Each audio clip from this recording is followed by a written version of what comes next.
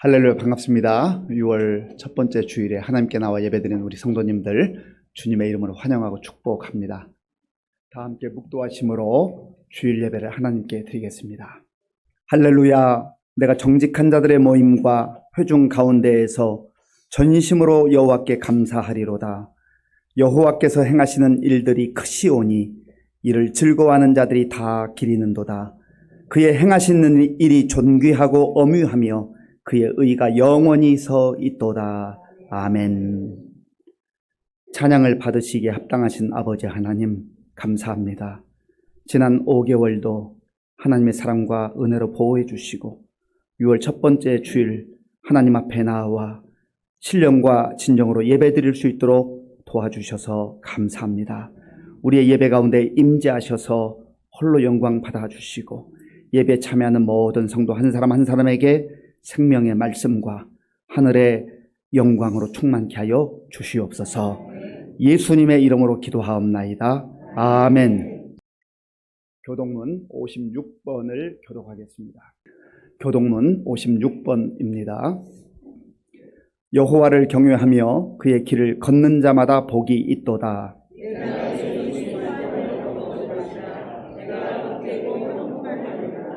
네 집 안방에 있는 네 아내는 결실한 포도나무 같으며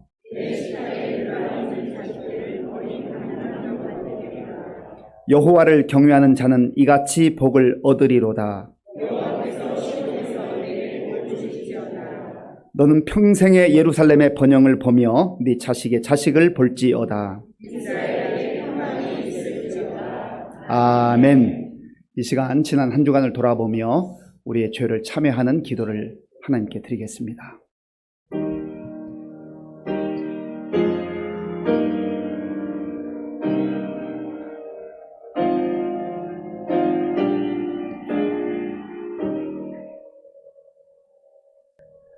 우리는 다 양 같아서 그릇 행하여 각기 제 길로 갔거늘 여호와께서는 우리 모두의 죄악을 그에게 담당시키셨도다. 아멘. 나는 전능하신 아버지 하나님 천지의 창조주를 믿습니다. 나는 그의 유일하신 아들 우리 주 예수 그리스도를 믿습니다. 그는 성령으로 잉태되어 동정녀 마리아에게서 나시고 본디오 빌라도에게 고난을 받아 십자가에 못 박혀 죽으시고 장사된 지 사흘 만에 죽은 자 가운데서 다시 살아나셨으며 하늘에 오르시어 전능하신 아버지 하나님 우편에 앉아 계시다가 거기로부터 살아있는 자와 죽은 자를 심판하러 오십니다. 나는 성령을 믿으며 거룩한 공교회와 성도의 교제와 죄를 용서받는 것과 몸의 부활과 영생을 믿습니다. 아멘. 지금도 살아서 역사하시는 하나님 아버지, 지난 한 주간도 세상 가운데서 우리와 동행하여 주시고 거룩한 주일 주님 앞에 나와 예배하게 하심을 감사드립니다. 주님, 이 예배가 신령과 진정으로 드리는 예배가 되게 하시고 주님 홀로 영광 받으시옵소서. 아버지 하나님, 지난 한 주간을 돌아봅니다. 썩어져 버릴 세상의 허망한 것들을 쫓아 어리석은 삶을 살아왔음을 고백합니다. 우리의 연약함을 긍휼히 여겨주시고 진리의 말씀을 따라 살 수 있도록 이 시간 우리의 죄와 허물을 용서하여 주시옵소서. 잠깐뿐인 눈에 보이는 것들에 미혹되지 않게 하시고 약속하신 영원한 생명을 바라보는 참 믿음의 삶을 살아갈 수 있도록 인도하여 주시옵소서. 영적으로 늘 깨어있게 하시고 우리의 심령이 물된 동산과 같이 풍요롭게 하여 주시옵소서. 늘 말씀과 같이 말씀과 기도로 나아가길 원합니다. 우리에게 성령의 충만함을 부어 주시옵소서. 먼저 그 나라와 그 의를 구하는 성도의 삶 속에 하나님의 인도하심과 날마다 부어주시는 은혜가 충만케 하시옵고 우리의 마음과 생각을 악으로부터 지켜 주시옵소서. 때론 비록 광야와 같은 고난의 길을 걸을지라도 사방의 염려와 근심 가운데 우겨쌈을 당할지라도 낙심치 않게 하여 주시옵고 우리 하나님 여호와의 이름으로 모든 것을 끊을 수 있는 반석 같은 믿음의 고백이 넘쳐나도록 인도하여 주시옵소서. 주님, 일찍이 주님의 뜻과 섭리가 계셔서 이곳에 의정부 시민교회를 세워주심을 믿습니다. 그 계획과 섭리를 깨닫게 하시고 성도들이 하나 되어 주님께서 뜻하신 바를 이루어가는 우리 교회가 되게 하여 주시옵소서. 성령의 뜨거운 역사가 늘 살아 움직이는 생명이 넘치는 교회가 되게 하여 주시옵소서. 주님, 6월은 나라와 민족과 이 땅에 주님의 교회를 위해 기도하기를 원합니다. 주님, 이 나라가 바른 길을 갈 수 있도록 나라를 위해 또 위정자들을 위해 기도하게 하시고 현재 여러 가지 어려운 상황들을 잘 극복할 수 있도록 도와주시옵소서. 또한 우리 믿는 자들이 곳곳에서 선한 영향력을 미칠 수 있도록 한국 교회를 바로 세워 주시옵소서. 주님, 특별히 태국 단기 선교팀을 위해서 기도합니다. 준비하는 과정에서 큰 은혜를 경험하게 하시고 수고하는 손길들 가운데 주님 함께하여 주시옵소서. 부족함 없이 넉넉히 채워지게 하시고 모든 교인이 한마음으로 중보하게 하시옵소서. 성령께서 함께 하시사 눈동자 같이 지켜주시고 아무 사고 없이 계획한 사역 잘 감당하고 돌아오게 하여 주시옵소서. 주님, 주중에 있을 전교인 한마음 축제를 위해 기도합니다. 준비하는 모든 과정이 은혜롭고 순조롭게 진행될 수 있도록 도와주시옵소서. 주의 자녀들이 한데 모여 먹고 마시며 즐겁고 행복한 나눔과 교제의 시간으로 주님께 감사와 영광 돌릴 때 주님 기뻐하여 주시옵소서. 이런 무더위에 우리 성도들의 건강을 보호하여 주옵시고 여러 가지 어려움으로 고민하는 성도들에게도 하나님의 지혜와 이길 힘을 주시옵소서. 질병으로 고통 가운데 있는 성도들 주님 치유하여 주시옵소서. 교회를 위해 수고를 아끼지 않는 모든 성도들 주님 기억하여 주시고 복된 삶으로 인도하여 주시옵소서. 시온 찬양대의 찬양을 기뻐 받아주시고 주님 영광 받으시옵소서. 예배 가운데 함께 하실 주님을 찬양합니다. 선포하는 말씀 은혜로 받게 하시고 한 주간 그 말씀에 의지하여 살게 하시옵소서. 모든 것 주님께서 함께 하실 줄 믿사오며 우리를 구원하신 예수님 이름으로 기도드립니다. 아멘. 구약 성경 570쪽 열왕기하 6장 14절에서 19절까지의 말씀을 교독하겠습니다. 왕이 이에 말과 병거와 많은 군사를 보내매 그들이 밤에 가서 그 성읍을 에워쌌더라. 하나님의 사람의 사환이 일찍이 일어나서 나가보니 군사와 말과 병거가 성읍을 에워쌌는지라. 그의 사환이 엘리사에게 말하되 아, 내 주여, 우리가 어찌하리이까 하니 대답하되 두려워하지 말라. 우리와 함께 한 자가 그들과 함께 한 자보다 많으니라 하고 기도하여 이르되 여호와여, 원하건대 그의 눈을 열어서 보게 하옵소서 하니 여호와께서 그 청년의 눈을 여심해 그가 보니 불말과 불병거가 산에 가득하여 엘리사를 둘렀더라. 아람 사람이 엘리사에게 내려오매 엘리사가 여호와께 기도하여 이르되 원하건대 저 무리의 눈을 어둡게 하옵소서 하매 엘리사의 말대로 그들의 눈을 어둡게 하신지라.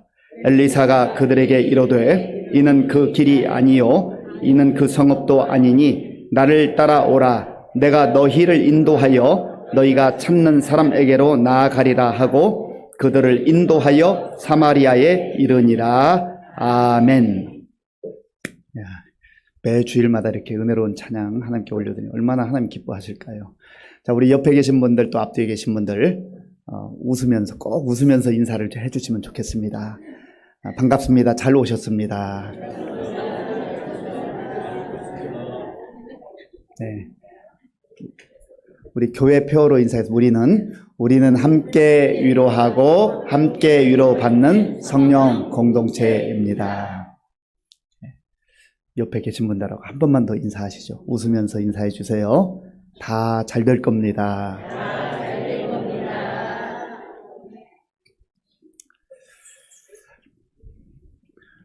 저는 중학교 2학년 때까지 시력이 좋았습니다. 학교에서 이렇게 칠판을 보면 글씨가 잘 보이면 시력이 좋은 거고 흐릿하면 시력이 안 좋은 거잖아요. 그런데 2학년 어느 날 칠판이 희미해지는 거예요. 그래서 보이지 않습니다. 잘 보이지 않는 거예요. 그 당시는 한 반에 한 63명 혹은 65명 이런 정도 인원이 있었습니다. 키가 작은 순서부터 큰 순서로 이제 1번, 2번 이렇게 하는데요. 제가 53번이었어요. 그러니까 그때 기준으로 하면 좀 큰 편에 속했습니다. 그 이후부터는 안 자랐지만요. 그러니까 뒤쪽에 이렇게 앉아 있는데 글씨가 안 보이니까 불편하잖아요. 당황스럽기도 하고 걱정되기도 하고. 그래서 안경점에 가서 시력 검사를 해봤습니다. 하니까 이 안경을 써야 된다는 거죠. 그래서 처음 써보는 안경, 맞춰 안경을 쓰는데 그 당시만 해도 뭐 주변에 친구들 가운데 안경 쓴 사람들이 많지가 않았습니다. 안경을 쓰니까 신세계가 펼쳐졌어요. 아주 또렷하게 보이더라고요.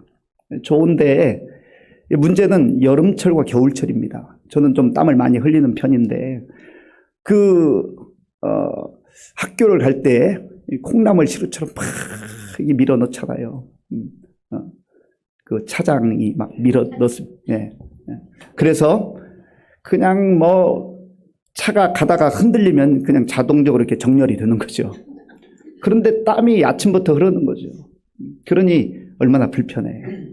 또 겨울철이 되면 온도차 때문에 차 안에 들어가면 성에가 끼어가지고 앞이 보이잖아요. 앞이 보이잖아요. 네. 그러니까 얼마나 불편해요. 그럼에도 불구하고 안경을 쓰고 이렇게 지낼 수 있다고 하는 거 참 감사했습니다. 그런데 여러분들 가운데도 시력이 좋은 분들이 있더라고요. 어떤 우리 성도님들은요, 70 가까이 되는데도 신방을 가서 이렇게 보니까 돋보기 쓰지 않고 성경을 읽는데 너무너무 부러워요. 그래서 저는 청년 시절부터 이런 기도를 했습니다. 배우자를 위해서 기도할 때 20대 초반부터 배우자를 위해 기도했는데 뭐 몇 가지 항목이 있지만 그 중에 한 가지가 하나님, 저 시력이 이렇게 안 좋은데 좀 시력 좋은 자매 만나게 해주세요. 그렇게 기도를 했습니다. 그리고 결혼을 했는데 제 아내가 시력이 좋더라고요. 뭐 그것 때문에 결정을 한 건 아니지만 그래도 그게 하나의 요인이 됐다라는 것이죠. 그리고 어떤 사람들은 이 시력이 좋아서 참 멀리까지도 잘 보는데 그런데 우리 인간의 시력이라는 게 뭐 1.5 혹은 더 좋으면 2.0 이렇게 말하는데요. 아무리 시력이 좋아도 작은 것은 안 보입니다. 작은 것 안 보여요. 이것은 뭐 돋보기를 통해서 보든지 아니면 현미경을 통해서 봐야 됩니다. 그리고 아무리 시력이 좋아도 산 너머에 있는 거 볼 수 있나요? 멀리 있는 거 볼 수 있나요? 한계가 있단 말이죠. 그래서 우리 육신의 시력이 아무리 좋아도 그것만 가지고 내가 그것 보고 판단하고 그것 가지고 선택하고 하는 것은 한계가 있다라고 하는 것입니다. 그 생텍쥐페리라고 하는 프랑스의 작가가 있습니다. 이분이 어린 왕자라고 하는 이게 소설일 수도 있고 아니면 동화일 수도 있는데요. 이 작품을 썼습니다. 이 생텍쥐페리는 비행기 조종사였습니다. 그래서 2차 세계대전 때에 이제 공군으로 참여했다가 실종되어서 이제 더 이상 작품 활동을 못하게 됐습니다. 그런데 이 어린 왕자에 보면 이런 내용이 있어요. 지금 우리가 보고 있는 것은 단지 껍데기에 불과하다. 중요한 것은 눈에 보이지 않는다. 사람이 어떤 것을 정확하게 볼 수 있는 건 오직 마음으로 볼 때이다. 이런 대목이 나옵니다. 그러니까 우리가 육신의 눈으로 내가 두 눈으로 똑똑히 봤어 라고 하는 것 뭐 볼 수 있지요. 그러나 그게 전부가 아닐 수 있다라고 하는 거예요. 이 생텍쥐페리의 그 표현에 의하면 우리 육신의 눈으로 보는 것은 껍데기에 불과하다는 거예요. 속을 못 본다는 거지요. 그 속내를 우리가 어떻게 알아요? 그 사람의 마음과 생각을 어떻게 압니까? 모르잖아요. 그래서 우리가 육신의 눈으로 보는 것만으로 판단하고 결정하고 그렇게 인생을 살아가서는 안 된다라고 하는 겁니다. 오늘 우리가 함께 읽은 본문에도 보면 이런 눈에 대한 이야기가 나옵니다. 오늘 함께 읽은 본문의 그 앞부분에 보면 이런 배경이 있어요. 이스라엘 근처에 아람이라고 하는 나라가 있었습니다. 이 아람은 오늘날로 말하면 시리아 지역에 해당되는 나라입니다. 그런데 이 아람 왕과 그의 군사들이 뭐 기회만 있으면 이스라엘 백성들을 침략해서 괴롭혔거든요. 아람 왕이 군사 전략을 세웠습니다. 그래서 아주 은밀하게 이제 군사를 파견해 가지고 뭔가 이득을 얻으려고 하고 또 성읍을 이렇게 탈취하려고 했습니다. 그런데 아주 은밀하게 작전을 세워서 군사를 파견했는데 어찌된 일인지 이스라엘 병사들이 거기 가서 다 기다리고 있는 거예요. 아무도 모르게 기습작전을 하려고 했는데 그렇게 해서 그만 그 공격이 실패하고 말았습니다. 그런데 한두 번 같으면 우연히 이렇게 저들이 알았나 보다라고 할 텐데 어쨌든 전략을 세워서 한 번, 두 번, 세 번, 네 번, 다섯 번 횟수가 정확히 성경에 기록되어 있지는 않지만 그러나 갈 때마다 이스라엘 병사들이 그 길목을 탁 지키고 매복하고 있다가 반격하는 거죠. 그러니까 이거 어떻게 해볼 도리가 없습니다. 그러니까 아람 왕이 화가 났어요. 이거 혹시 우리 내부에 첩자가 있는 것 아니야? 그래서 흥분해서 얘기를 했습니다. 그러니까 그 신복 중에 한 사람이 왕이시여 저 이스라엘에는 엘리사라고 하는 선지자가 있는데 그 엘리사는 참 신통한 사람입니다. 그래서 왕께서 침실에서 조용히 얘기하는 것까지도 다 어떻게 알고요? 이스라엘 왕에게 얘기해서 그렇게 대비하는 겁니다. 그래서 이 엘리사를 없애지 않고는 우리가 아무리 작전을 세워도 성공할 수가 없습니다. 그 얘기를 듣고 아람 왕이 그러면 그 엘리사가 어디 있는지 알아봐라 해서 이제 정보원들을 통해서 알아냈어요. 도단에 있다라고 하는 겁니다. 그리고 오늘 본문이 시작돼요. 자, 14절 말씀 함께 읽겠습니다. 14절입니다. 왕이 이에 말과 병거와 많은 군사를 보내매 그들이 밤에 가서 그 성읍을 에워쌌더라. 아멘. 아람 왕이 엘리사를 붙잡기 위해서 말과 병거와 많은 군사를 동원해서 지금 에워싼 거예요. 엘리사는 사원이 한 명이 있었는지 두 명이 있었는지 정확하게 알 수 없지만 그저 거기에서 기도하고 지내고 있는데 사병이 있는 것도 아니에요. 그런데 말과 병과 많은 군사를 보내어서 그것도 밤에 보내서 포위를 했으니 이제 꼼짝없이 잡히게 된 것이죠. 그리고 그 다음날 동이 텄는데 엘리사의 사환 그 일을 돕는 사람이 밖에 가서 이렇게 보니까 큰일 났거든요.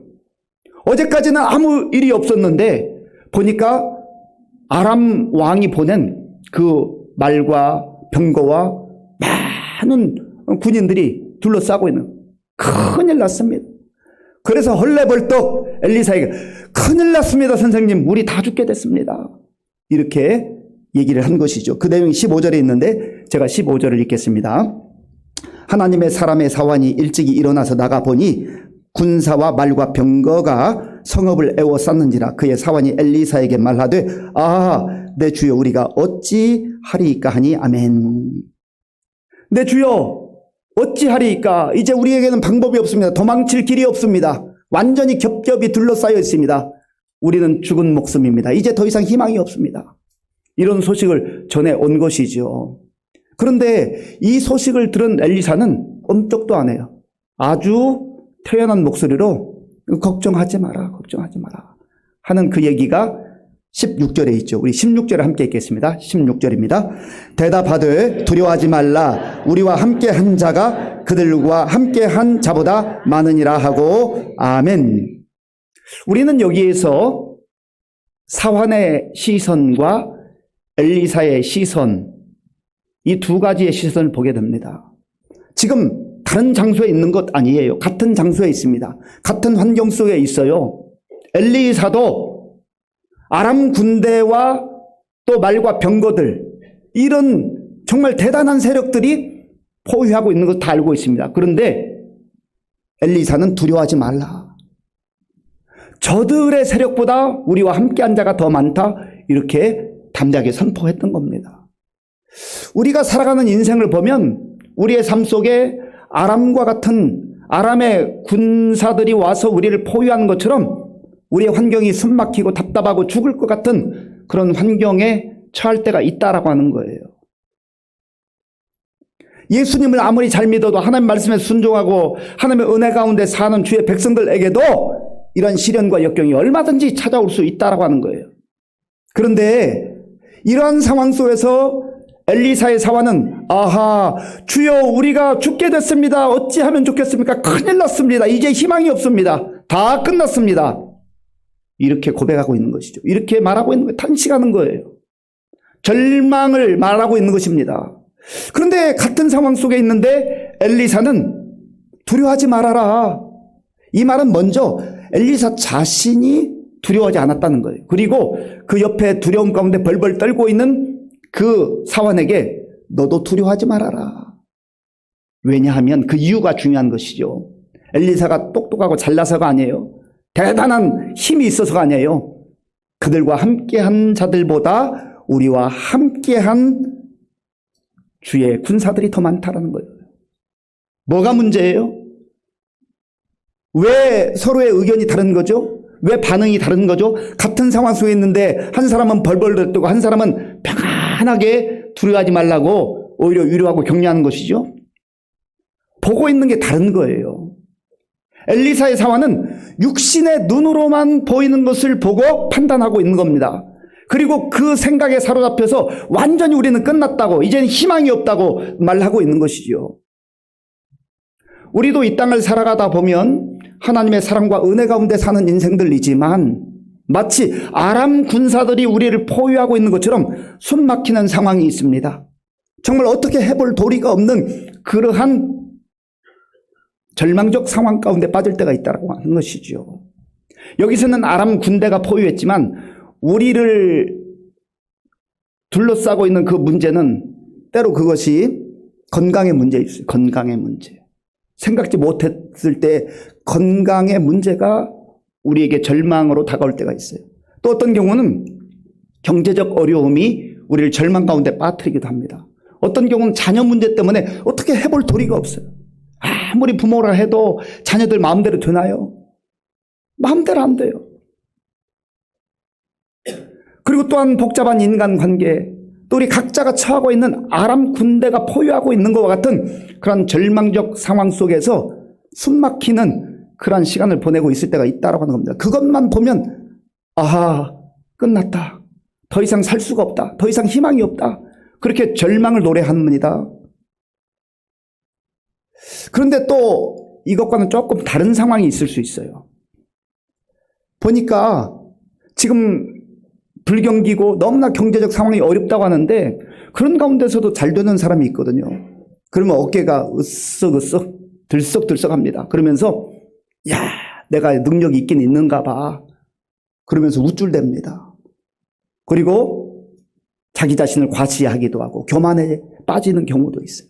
그러니까 이런 상황 가운데 우리가 두 가지 상황과 두 가지 반응이, 하나는 너무 힘들고 어려우면 죽겠다고 탄식하고 절망하는 그런 신음소리가 있는가 하면 조금 잘 되는 것 같으면 어깨에 힘이 들어가고 목이 뻣뻣해지고 교만해지는 경우가 있어요. 그러니까 상황을 보면서 우쭐대는 사람이 있는가 하면 상황을 보면서 절망하는 사람이 있다고 하는 거죠.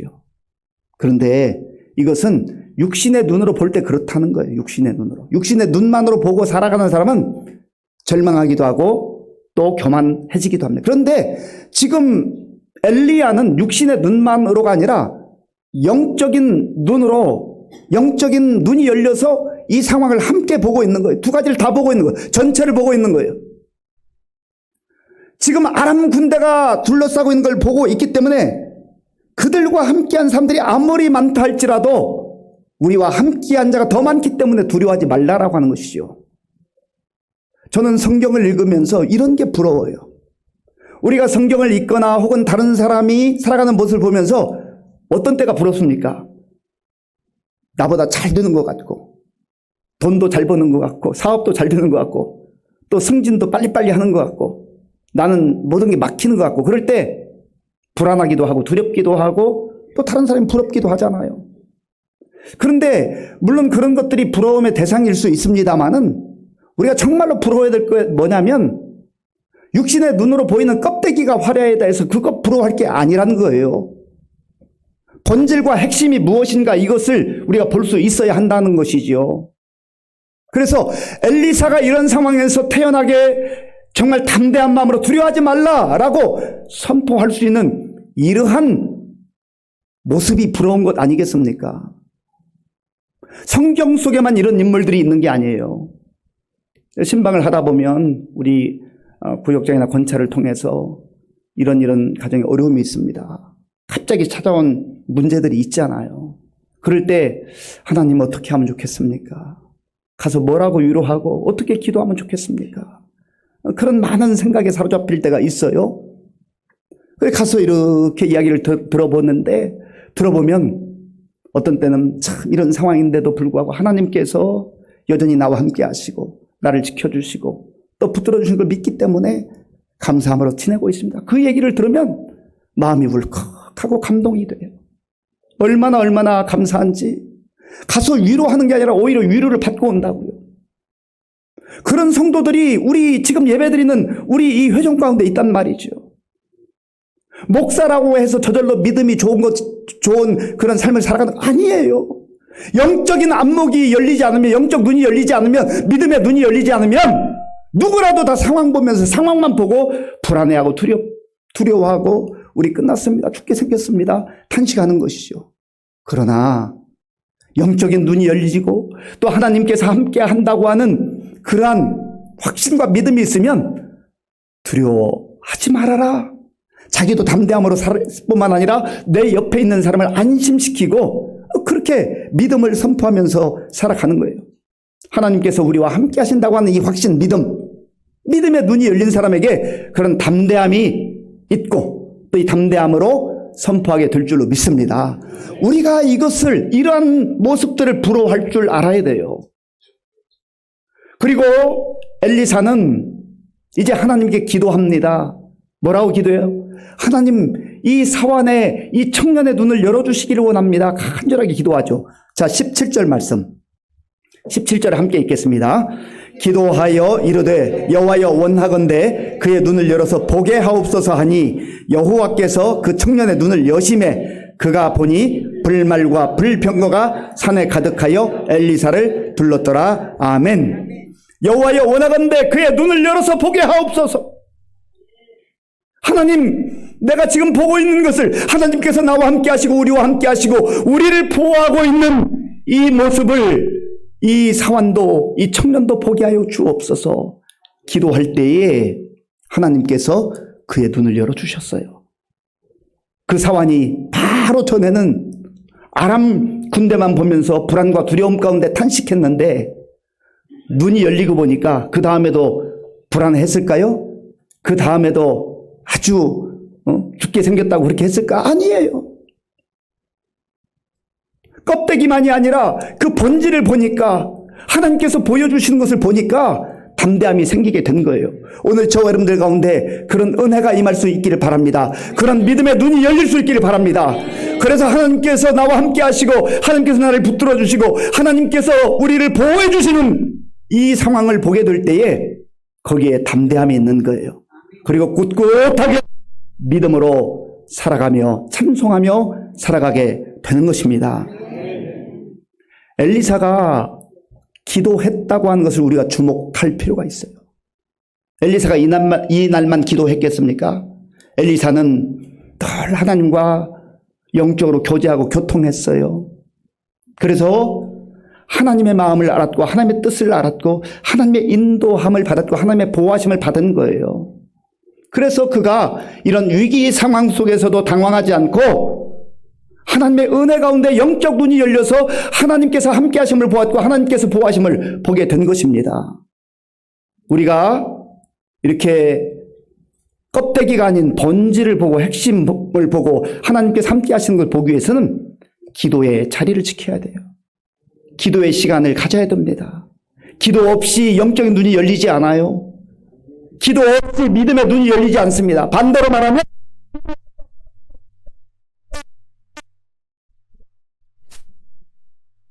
육신의 눈으로 보는 것만이 아닌 믿음의 눈으로 영적인 눈으로 다른 사람이 보지 못하는 것을 보게 하는 은혜를 허락해 주실 줄로 믿습니다.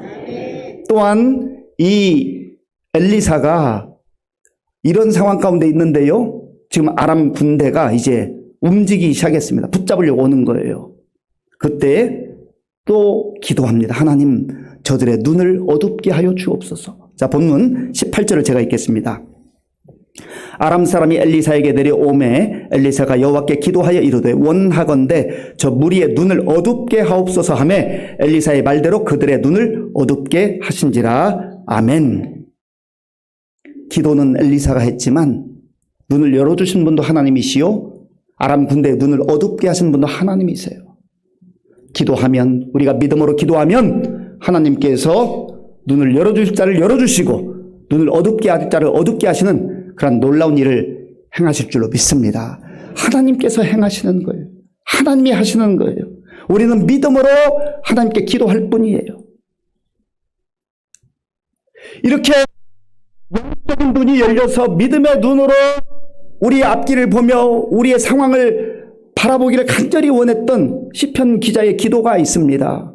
시편 119편 18절 말씀. 우리 함께 읽겠습니다. 내 눈을 열어서 주의 율법에서 놀라운 것을 보게 하소서. 아멘. 내 눈을 열어서, 이 시편 기자가 뭐 육신의 시력은 좋았는지 그건 잘 모르겠습니다만은 지금 육신의 시력을 좋게 해달라고 기도하는 것 아니잖아요. 내 믿음의 눈을 열어주셔서, 내 영적인 눈을 열어주셔서 주의 율법에서 놀라운 것을 보게 하여 주옵소서. 하나님께서 감추어 두신 보배와 같은 주의 율법은 성경을 말합니다. 하나님의 성경, 하나님 말씀을 똑같이 읽어도 어떤 사람은 영안이 열려서 이곳에서 하나님께서 감추어 두신 놀라운 은혜의 비밀과 보배와 같은 그러한 선물이 우리에게 있는 것을 보면서 기뻐하고 감사해요. 그런데 영안이 열리지 않으면, 육신의 눈으로만 보면 아무리 봐도 이게 무슨 말씀인지도 모르겠고 또 은혜도 되지 않아요. 그래서 우리가 하나님 앞에서 이 엘리사의 기도처럼 하나님 우리의 영적인 눈을 열어주옵소서. 이 시편 기자와 같이 내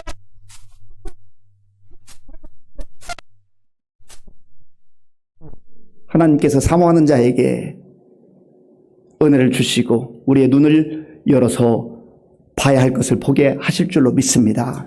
그러면 지금 내 육신의 눈에만 보이는 그런 두려움과 불안한 상황, 그 상황이 바뀌지 않아도 하나님 주시는 담대함이 우리의 심령 속에 들어요. 하나님이 나와 함께 하시는데, 우리와 함께 하시는데 뭐가 무서워, 뭐가 두려워? 담대하게 살아가는 거예요.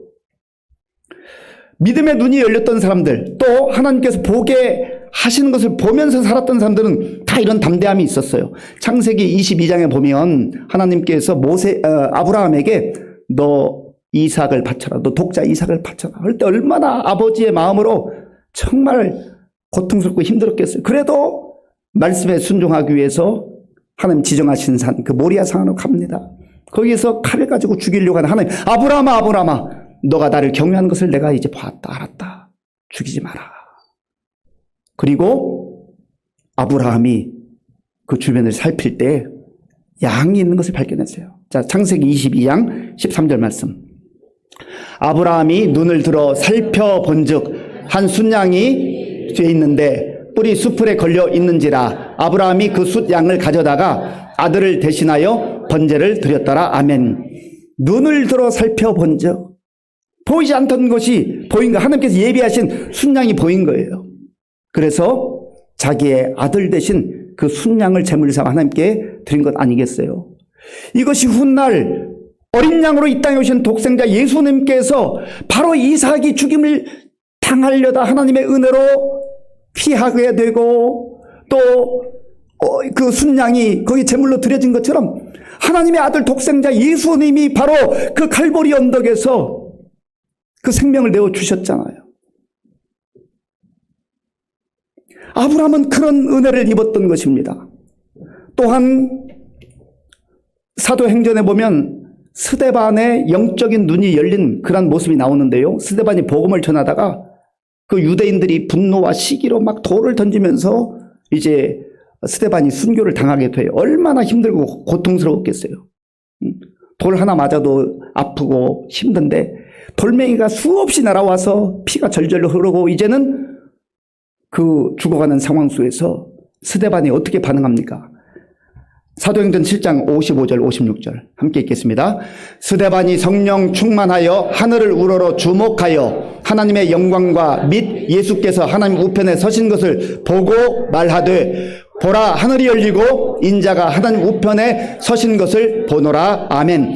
하늘을 우러러 주목하여, 주목했다는 것은 봤다는 거예요. 그리고 그 하늘을 우러서 보니까 하나님의 영광과 그리스도께서 그 보좌 옆에 서신 것을 봤다라는 거예요. 그리고 용기를 얻어서 담대하게 선포합니다. 비록 피는 절절절 흐르고 이제 목숨이 끊어져가는 그러한 상황에 있지만 원망하고 저주하지 아니하고 내가 아버지의 영광을 본다. 그 영광을 보면서 영적인 눈이 열려서 그 순교도 묵묵히 받아들이는 거예요. 그 광경을 사울이라고 하는 청년이 보죠. 훗날 바울이 된 사도 바울이 그 광경을 보고 있는 거예요. 그런데 사울이 그 당시 이름을 바꾸기 전에 사울이 얼마나 놀랐을까요? 그런데 예수님께서 그를 만나 주시죠. 다메섹 도상에서 그를 만나 주시는데 하늘로부터 아주 찬란한 빛, 강렬한 빛이 임하여서 사울은 꼬꾸라집니다. 그리고 시력을 상실해 버렸어요. 며칠 동안 보지 못하고 있는 거예요. 그때 하나님께서 아나니아를 보내서 안수하게 하시고 이제 다시 보게 하는 은혜를 베풀어 주셔요. 사도행전 9장 17절 18절 함께 읽겠습니다. 아나니아가 떠나 그 집에 들어가서 그에게 안수하여 이르되 형제 사울아 주 곧 네가 오늘 길에서 나타나셨던 예수께서 나를 보내어 너로 다시 보게 하시고 성령으로 충만하게 하신다 하니 즉시 비늘 같은 것이 벗어져 다시 보게 된지라. 아멘. 너로 다시 보게 하시고, 물론 여기서는 1차적으로는 육신의 눈을 이제 보지 못하게 되는 그 시력을 상실했던 걸 다시 보게 한다는 의미이지만, 그러나 비늘 같은 것이 떨어지면서 이제 영적인 눈, 믿음의 눈도 열리게 되는 것 아니겠습니까? 그래서 이제 그 다음부터는 바울은 자기 자신을 육신의 눈으로 보는 것, 껍데기만 보면서 판단하지 않고 그것 때문에 우쭐대지도 않고 그것 때문에 좌절하지도 않고 묵묵히 믿음의 눈으로 보면서 살아갔던 거예요. 그래서 에베소 교회 성도들에게 편지를 보내면서 여러분들의 원합니다. 믿음의 눈이 열리기를 원합니다. 간절히 기도했던 것이죠. 에베소서 1장 18절 19절 함께 읽겠습니다. 너희 마음의 눈을 밝히사 그의 부르심의 소망이 무엇이며 성도 안에서 그 기업의 영광의 풍성함이 무엇이며 그의 힘의 위력으로 역사하심을 따라 믿는 우리에게 베푸신 능력의 지극히 크심이 어떠한 것을 너희로 알게 하시기를 구하노라. 아멘. 부르심의 소망이 무엇이며 그 기업의 영광, 하나님께서 우리에게 주신 그 놀라운 은혜가 무엇인지를 영적인 눈을 열고 보라 하는 것이죠. 그래야 어떤 상황 속에서도 박해든 고난이든 역경이든 굴하지 않고 하나님 나라를 바라보며 믿음 생활을 할 수 있기 때문에 그래요. 이 영적인 눈이 열리지 않으면, 믿음의 눈이 열리지 않으면 종교 생활하게, 종교 생활. 그래서 예수 믿는 게 더 힘들어요. 교회 다니는 게 더 힘들어요. 믿음의 눈이 열리지 않으면 이게 하나의 짐이 되는 거예요. 그런데 믿음의 눈이 열리고 영적인 안목이 생기면 하나님께서 행하신 일들이 보이기 시작해요. 하나님께서 나와 함께 하신 것을 보기 시작합니다. 그러면 예수 믿는 것이 얼마나 감사하고 얼마나 신나는 일인지 몰라요. 물론 스데반과 같이 바울과 같이 영적인 눈이 열려도 때로 육신적인 고난과 역경 가운데 빠질 때도 있습니다.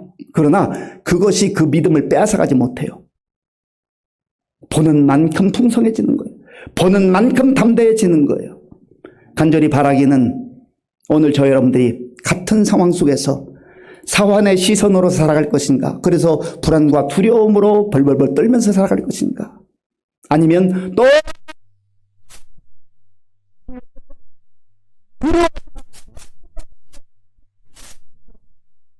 하나님 우리와 함께 하십니다. 하나님께서 우리를 보호하십니다. 이렇게 담대하게 믿음을 선포하면서 살아갈 것인가?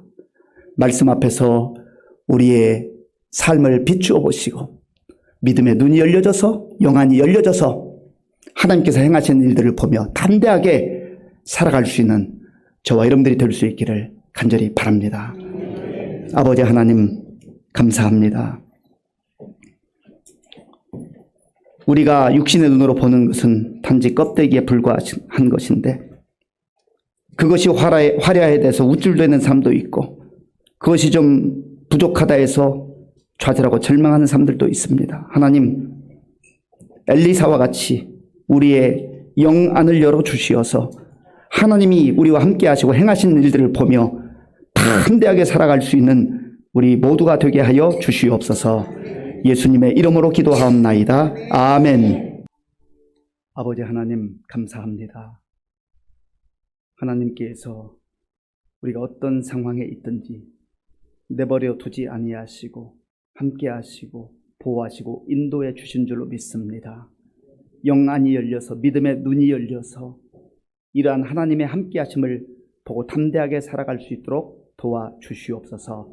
우리에게 베풀어 주신 은혜 가운데 구별하여 주일헌금 11조 감사 헌금과 각종 목적 헌금을 믿음으로 드려오니 기쁘게 받아주시고, 이 물질이 사용되는 곳마다 주의 영광이 나타나며 예수님의 생명의 복음이 전파되게 하여 주시옵소서.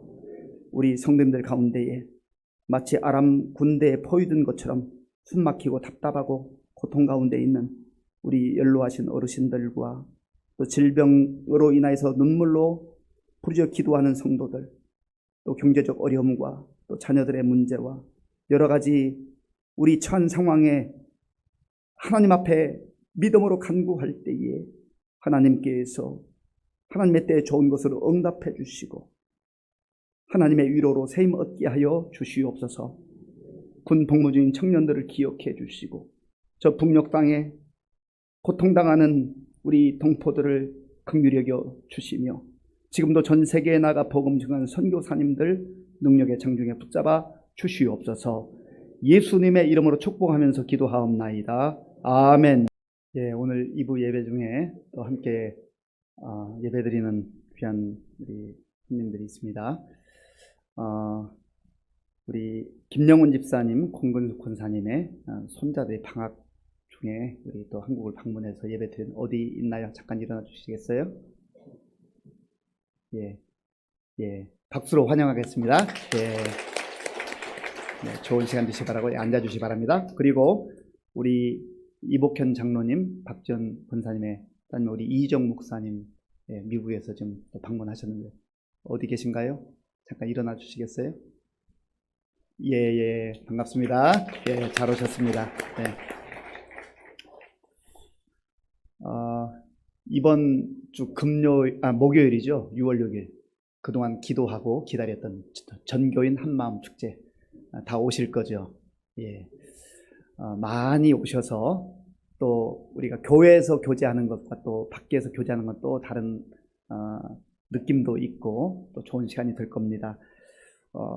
9시 30분에 경민대학교까지 오시면 되는데요. 조금 여유 있게 예배가 9시 30분에 시작되니까 예배는 간단하게 드릴 겁니다. 그러니까 한 9시까지 여유 있게 오셔서 교제도 하시고 준비하시면 좋을 것 같고요. 차량을 가지고 오시는 분들은 정문을 통과하면 바로 오른쪽에 경민중학교와 비즈니스 고등학교가 있다고 하는데 거기에 우리가 주차를 하면 되겠습니다. 또 다른 것은 잘 안내해 주실 거라 보고요. 그리고 우리 태국 단기 선교팀 24명이 이제 2주 전부터 8주 동안 이제 교육을 하고 있습니다. 이번에 단기 선교팀이 가져갈 의류, 그 다음에 신발, 가방 이것을 6월 23일까지 사무실에서 접수를 받습니다. 우리가 잘 모아서 선교지에 전달하도록 하겠습니다. 그리고 우리 교회는 용천노회에 소속되어 있는 용천이라고 하는 지역은 신우주에 가까이 있는 북한의 군 단위의 지역입니다.